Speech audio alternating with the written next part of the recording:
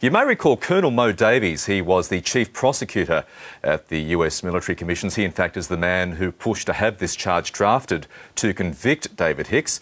He is not surprised at all that charge has now been rendered inoperable by the US Appeals Court. And Moe Davis is now retired from the US military. He's now an assistant professor at Howard University in Washington, and he joins us now.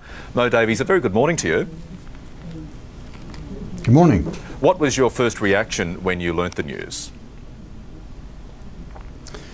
Well, I was pleasantly surprised. The D.C. Circuit Court of Appeals, which is the court that rendered the decision yesterday, is a very conservative court. In the habeas petitions that have been before them, they have rejected every one. So, to be quite honest, I was quite surprised with their decision.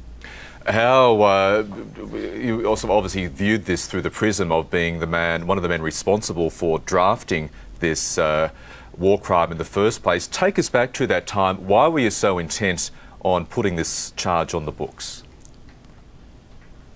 Well, as you mentioned a second ago about the Bangladeshi man that was arrested in New York City, he's going to be charged with, among other things, providing material support to terrorism. It's a very common charge in our federal courts. It's been used successfully hundreds of times.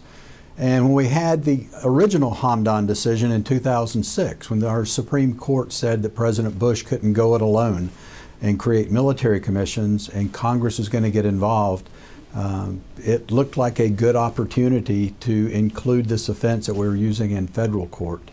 Or at least that's the way it seemed at the time. I think later on many of us realized that was a mistake, and the court yesterday noted that it was a mistake. And Moe Davis, as you know, David Hicks's lawyers say they are now planning to launch something of an appeal, but as you well know, he simply can't appeal in the United States as part of that plea deal struck on Guantanamo Bay.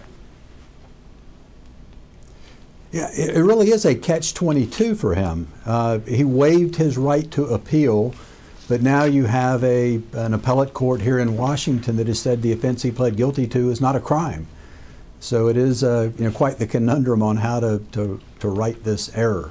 I suspect that if the Australian government requests to the U.S. government, there are procedures where the convening authority or the president or the Secretary of Defense, someone acting on their behalf, could set aside the finding and the sentence in the David Hicks case. But I think it would take your government reaching out to the U.S. to make that request. And the Australian government this morning is saying it has no intention of doing that. Let's look at the other side, Moe Davis. Do you expect an appeal to be launched by the Obama administration against the Salim Hamdan ruling?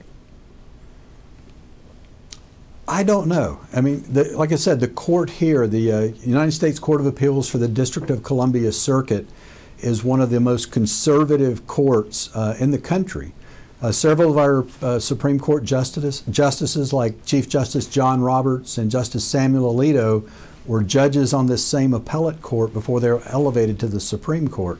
So the fact that 3 judges in a unanimous decision from this very conservative court said that this is not a war crime probably wouldn't bode well for challenging that before the Supreme Court. And looking at it in a broader sense, Moe Davis, what do you think this ruling says about the military commission structure going forward? Well, it's just another notch in the peg on more than a decade of failure at Guantanamo. We've had multiple versions of the military commissions. I was the person for a long time in front of the camera saying that this is going to be a full, fair, and open process.